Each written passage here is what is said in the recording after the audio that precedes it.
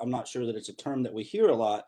And so Nancy Leong defines racial capitalism as the process of deriving social and economic value from the racial identity of another person. And we kind of have to, in order to understand redlining, we kind of have to understand that racism shapes every aspect of capitalism, right? And a good example of this is I have a really good friend that lives in Shawnee, Cecil, and he lives around Cecil and Broadway. His house was built in 1906. I live in Clifton. My house was built in 1906. I bought my house in 2014, really have made no improvements to my home whatsoever. And my house is worth about $150,000 more than it was when I bought it in 2014. He has made probably $10,000 to $20,000 worth of investment in his property. His house is worth $10,000 less than it was in 2014. He's black, I am white. And so that's racial capitalism, right? That's an example of social and economic value being derived from this racial identity. A lot of black people will tell you that if they go to sell their house, one of the first things they do is take down any pictures of themselves or their families or any cultural identifiers in that house, because if they can make the house look like it's owned by white people, the house sells for more value. And so we see these things every day. We see aspects of racial capitalism, but we don't necessarily call it that. And so what I'm going to talk about today are really the policy areas that are associated with redlining. One of the things that happened with this research is that some of the research was funded by Louisville Metro government. And I believe that was a real mistake on my part to allow them to fund this, because one of the things that happened is that Louisville Metro government, in their own words, got out in front of the research, and the mayor's office really used this research to present a narrative that was really a part of their political agenda to gentrify the West End. And I have not been happy with the way the research has been presented and the way that they've kind of taken ownership of it. I think that they've done a great disservice to the work and to the history of oppressed communities in this city by wrapping it in their own political agenda. And so the way that they've presented redlining here in the city is that it's kind of this historical anomaly, right? Like it's been historicized as this is sort of this aberration that happened around investment. And now if we make investment into a place, that's somehow rectifying these issues. And that is very much not the case. Redlining was not a historical anomaly whatsoever. It is very much runs a straight empirical line all the way from antebellum economies to the present. And so we really have no economic deviations. It's only that redlining was kind of something that we could use to as a tangible document to explain something that was happening in the 30s, that happened well before the 30s, and that's still happening today.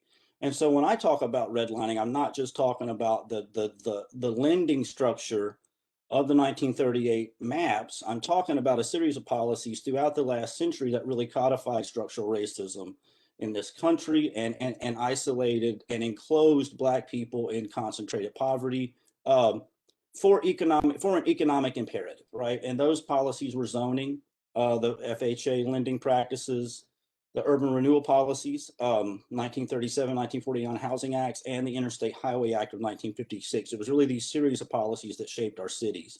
And so I'm going to spend the first part of the presentation going over these, and then I'm going to spend the last talking about what's going on today with our housing policies. And I really want to spend more time on the present, because I feel like that's where we're going to get into the recommendations and things that Metro Council could do about this. And so in 1914 in Louisville, there was a racial zoning ordinance, and Louisville had one of the first racial zoning ordinances in the country, and one of the most restrictive. And it was really kind of the envy of other cities like Atlanta, like St. Louis. And what a racial zoning ordinance was at that time is cities were simply zoned by race, right? There were Black blocks and there were white blocks, and this was how cities were going to be zoned. And that was passed by the Louisville Board of Aldermen in 1914.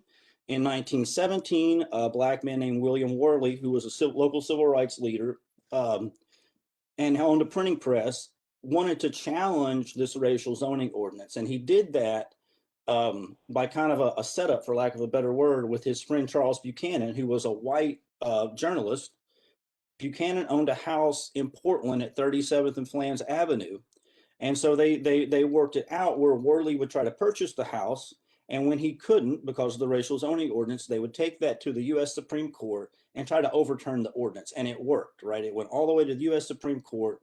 And so racial zoning was abolished in this country based on this landmark case from Louisville. And one of the things that happened in response to that is it mobilized the profession of city planning. Herbert Hoover, in response to the Supreme Court abolishing racial zoning, brought all the city planners in the country together in Washington, D.C. and formed the Hoover Advisory Commission on Zoning. Herbert Hoover at this time was Secretary of Commerce.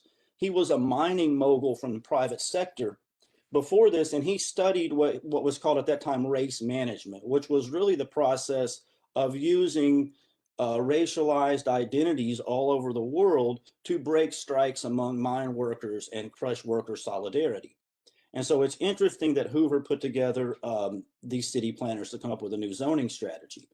Out of the Hoover Advisory Commission on Zoning, they released this finding in 1924. They said that a realtor should never be instrumental in introducing any race whose presence would be a detriment to property values. And this is so important for understanding not just understanding zoning, but understanding our entire economic system. And it's hard to really convey the importance of what that meant. If you study geography, you're basically studying spaces, right? You're studying different spaces and how those different spaces relate to each other and how they interact. So essentially what you have in 1924 is the federal government codifying that Black people would be a threat to capital and a threat to property values, right? And we really think about what that means and how multifaceted that is. That means that the physical geography, the actual space that Black people occupy, is not only a threat to their own ability to create capital, but it's a threat to anyone in proximity to them, to their ability to create wealth. And so it's so far reaching and so impactful that this was not a private sector initiative, although the private sector was definitely supporting it. This is the federal government. And in order to really understand redlining, in order to understand gentrification, in order to understand racial capitalism, we have to understand that relationship between Black bodies and capital in this country, and how Black people are really used for the extraction of surplus capital to this day. And so in 1926, the Supreme Court upheld this zoning pattern. This is called Euclidean zoning. And then zoning comes to Louisville in 1930.